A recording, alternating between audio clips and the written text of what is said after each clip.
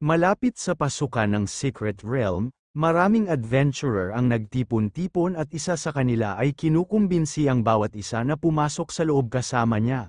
Dahil sabi-sabi na mataas ang reward para sa unang pass ng Secret Realm, at maaari silang kumita ng kayamanan, kung haharapin nila ito sa isang grupo. Ngunit alam ng iba pang mga adventurer na ang pagpasok sa isang level 5 Secret Realm sa kanilang level ay halos parang pagpunta sa impyerno mismo. Alam nila nakikita sila ng pera, ngunit maaaring magbuwis sila ng sarili nilang buhay sa paggawa nito. Ngunit sinusubukan pa rin silang kumbinsihin ng bronze-armored adventurer, na sinasabi sa kanila na ito ang buong dahilan kung bakit dapat talaga silang bumuo ng isang koponan at harapin ang piitan. Upang maprotektahan nila ang isa't isa, dumating si Zero sa pasukan. Habang iniisip na kakaunti silang tao na gustong hamanin ang lihim na kaharian ng bayan ng katapusan ng mundo. Ngunit biglang, may tumapik sa balikat ng ating bida, na nagsasabi sa kanya na umalis sa daan sa isang bastos na tono. Biglang lumingon si Zero, may nakita siyang lalaking mayabang na mukha habang nakasuot ng golden armor mula taas hanggang ibaba at may dalang gintong espada na may kapa sa likod, at isang batang babae na naka-green robe, na tila isang gold digger ang nakabitin sa isang kamay niya habang nakangiti at pinupuri siya. Naunawaan ni Zero ang tungkol sa kung bakit ang gininto ang lalaking ito ay kumikilos ng napakataas at makapangyarihan, ngunit sinabi sa kanya ng ilang adventurer na ang paparating na lalaki ay si Yao, at siya ang anak ng pinakamayamang tao sa buong lungsod ng Linhai.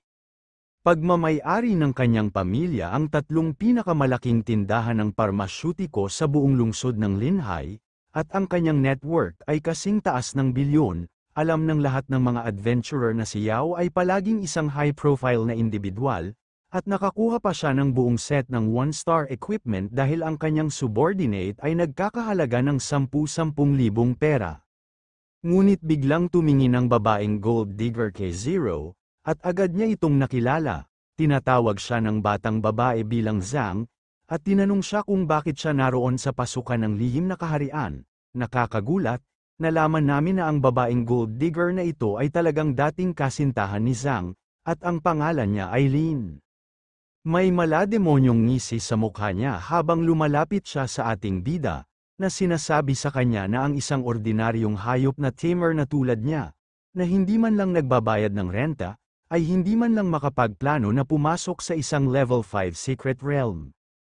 Ngunit nang marinig ito, medyo nainis si Zero, at tinanong ang dalaga kung ano ba talaga ang problema sa paggawa nito. Ito ay labis na ikinagulat ng batang babae, dahil hindi niya maintindihan kung bakit hindi nakikiusap ang ating bida na bigyan siya ng isa pang pagkakataon tulad ng dati. Tiyak na tinitik-tik ng dalaga ang bawat kahon ng pagiging gold digger kumbaga. Biglang, ang babae ay agad na dumikit sa armor ng brat, habang sinasabi kay Zero na ang malalakas na lalaki lang tulad ni Yao ang kwalipikadong makapasa sa Secret Realm, at si Zhang sa lahat ng tao ay hindi dapat magkaroon ng ganoong pagnanasa. Iniisip pa rin niya na si Zero ang simpleng matandang Zhang, na makikinig sa lahat ng sasabihin niya. Ngunit biglang, sinimulan ni Yao na tapikin ang babae sa kanyang ulo, habang tinatanong ang ating bida kung masama bang itapon. Nagsimula siyang magdaldal na ang mga tao ay dapat magkaroon ng kamalayan sa sarili at mapagtanto na walang saysay na hawakan ng isang bagay na mahalaga kung nais nitong umalis. Ngunit ang ating bida ay hindi Zhang, siya ay Zero, at siya ay kasing Chad na maaaring makuha ng isang tao.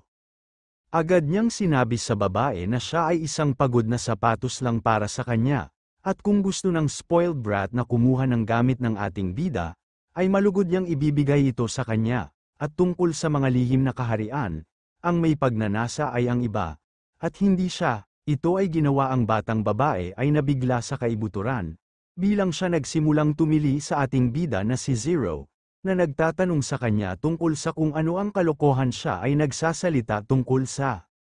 Siya ay umiiyak na parang layaw na babae, kaagad na pumunta kay Yao at hiniling sa kanya na turuan ang leksyon ng ating bida. Ngunit hindi tumigil dito si Zero, agad niyang sinabihan ang brat na si Yao at ang gold digger na pahalagahan muna ang kanilang buhay, dahil tiyak na matatapos din ito balang araw.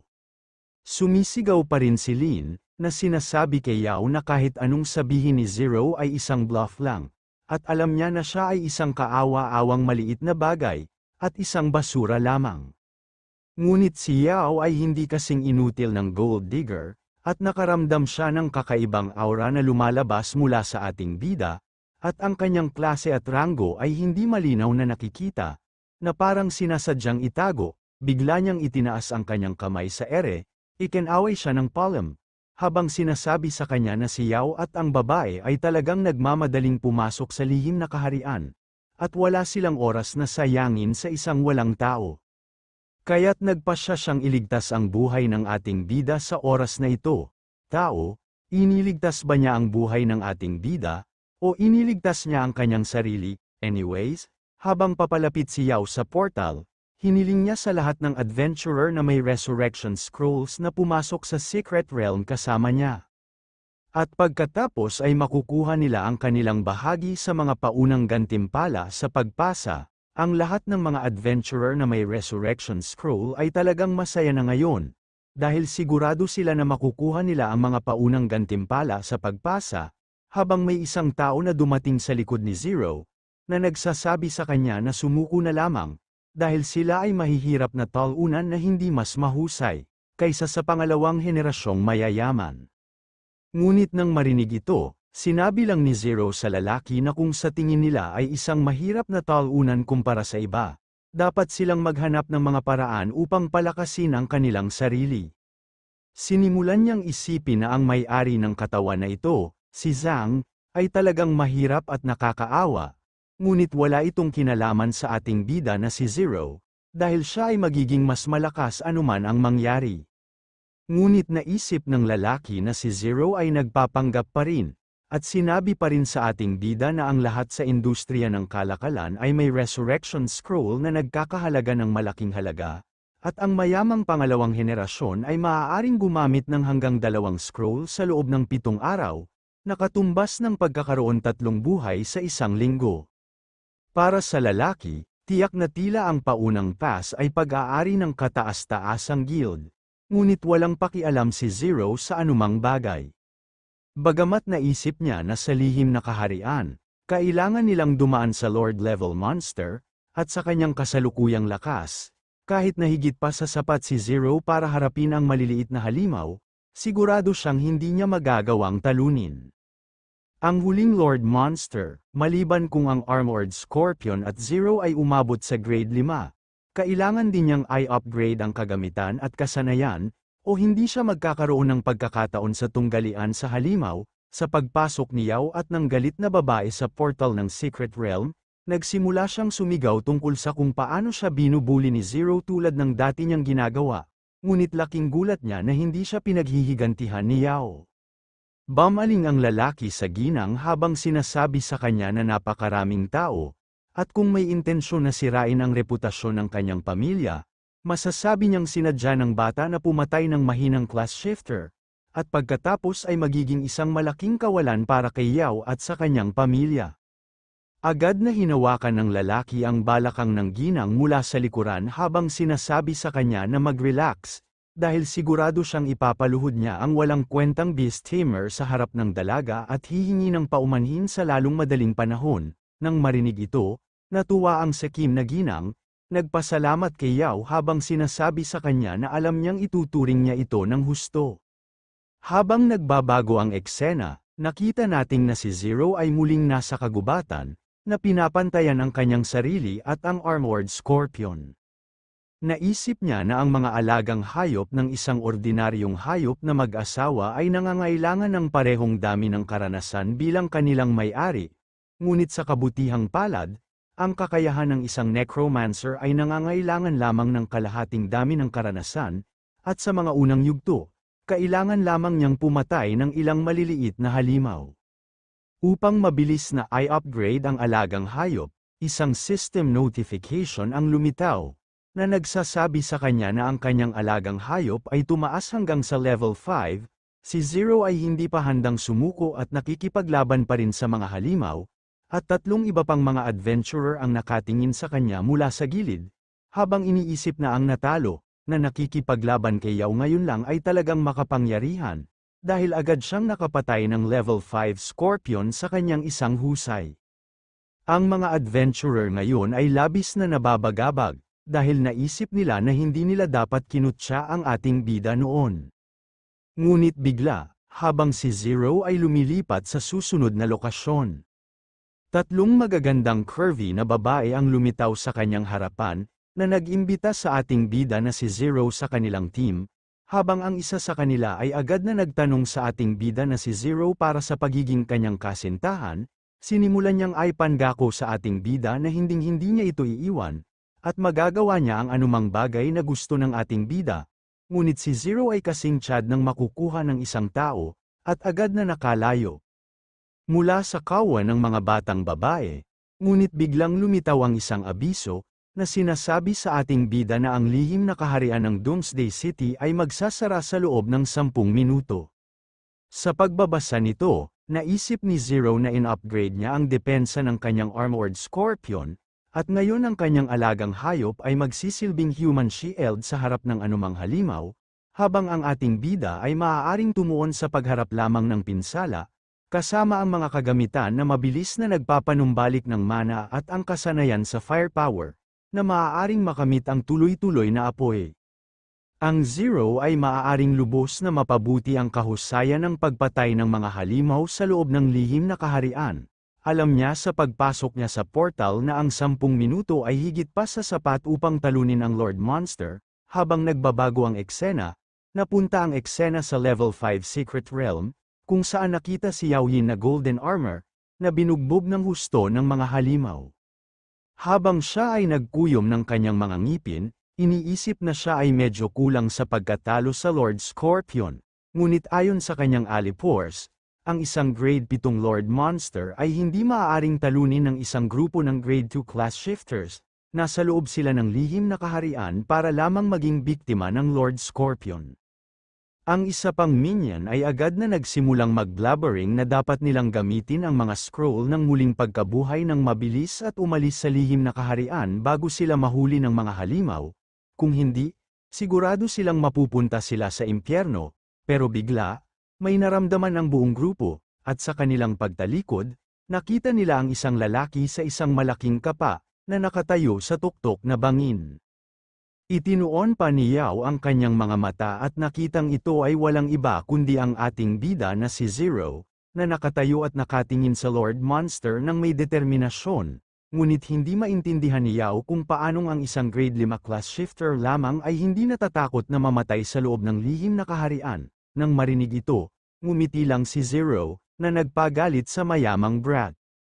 Nagpasya siyang turuan ang ating bida ng leksyon na hindi niya malilimutan. Ngunit sa palagay ko ito ay magiging kabaligtaran lamang, maging ang ginang ay pinahinto si Yao. Sinabi sa kanya na walang paraan na ang isang mahirap na tao tulad ni Zhang ay maaaring magkaroon ng pera upang bumili ng isang resurrection scroll, at maging ang mga halimaw sa loob ng kaharian ay humahabol sa buong grupo. Kaya kailangan muna nilang umalis sa lugar, habang ginagamit nilang lahat ang kanilang mga balumbon sa muling pagkabuhay. Nagsimulang magmula ang isang asul na liwanag habang inaabuso pa ni Yao ang ating bida, na sinasabi sa kanya na mas mabuting mamatay siya sa lihim na kaharian, o gagawin din ito ng mayamang lalaki sa kanya kung lalabas siya. Ngunit hindi pinansin ni Zero ang lahat at tiningnan ang paghahanap, na nangangailangan sa kanya na patayin ang lihim na tagapag-alaga ng kaharian, ang Armored Lord Scorpion. Na-relieve si Zero na tuluyang umalis ang nakakainis na grupo, dahil naiinis talaga siya sa mga boses na yun, ngunit biglang nagsimulang pumutok ang lupa at napagtanto ni Zero na nasa harap niya ang Lord Scorpion. Nakikita na ito ay isang pisikal na uri ng antas 7 halimaw na may pisikal na pag-atake at pagtatanggol na 80 at 55, kasama ang magic defense na 50 at kalusugan ng 1240. Kasama sa armored skill ng nilalang ang banggaan, na isang heavy-duty attack, sinimulan ni Zero na purihin ang Lord Monster, dahil iba siya sa mga alipores na kanyang kinakalaban sa lahat ng oras na ito, ang kanyang kalusugan lamang ay ilang beses na mas malaki kaysa sa mas maliit na antas ng mga halimaw. Sa wakas, nagpasya ang ating bida na simulan ang laban, at ang Emperor Pet at ang Lord Scorpion ay nagsimulang makipaglaban sa isa't isa, Habang nag-aaway sila, agad na ginawa ni Zero ang kanyang Herald Staff habang iniisip na sa kagamitan at husay ng Armored Scorpion, hindi ito may baba ng Level 7 Lord Monster anuman ang mangyari. Sa wakas, sinimula ni Zero ang Super Fireball skill na nagbigay ng critical na hit na 206, kasama ang dalawang nasusunog na counter damage na 20 at 25. Ang Lord Scorpion ay napinsala ng husto habang ang nilalang ay nakatingin kay Zero na may pangit na mga mata.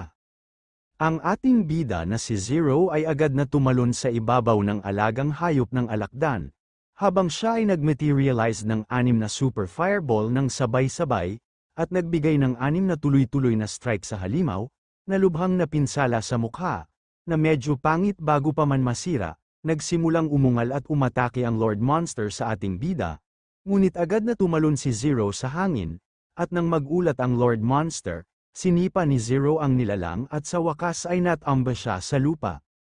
Nagsimulang magmula si Zero ng pula at mabangis na aura habang nakatingin sa halimaw at sinabi sa kanya na madali ito.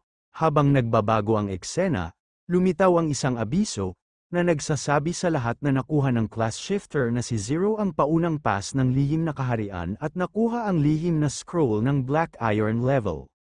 Nagulat ang lahat ng mga adventurer nang makitang may dumaan sa Secret Realm ay huling 10 minuto pa lang, hindi nila nakilala si Zero at nagtaka kung sino siya. Habang tinitingnan ng Gold Digger Lady at Yao ang mga resulta, nagsimulang sumigaw ang ginang na sa ngayon ang lahat ay nasa grade 1 hanggang 3. At ang Guardian Monster ay nasa level 7, kaya kung paano posibleng may pumatay sa kanya kung hindi si Yao. Ngunit ang mayamang brat ay may kaunting utak, agad niyang nahulaan na baka ex-boyfriend ng dalaga, dahil lumabas ang announcement ilang minuto lang pagkatapos niyang pumasok, pero hindi natanggap ng dalaga ang katotohanan na kayang talunin ng kanyang Zang ang isang grade 7 monster, dahil wala man lang siyang alagang hayop, kahit na naging beast tamer. Nang marinig ito, naisip ng lalaki na baka tama ang dalaga at baka may ibang nasangkot.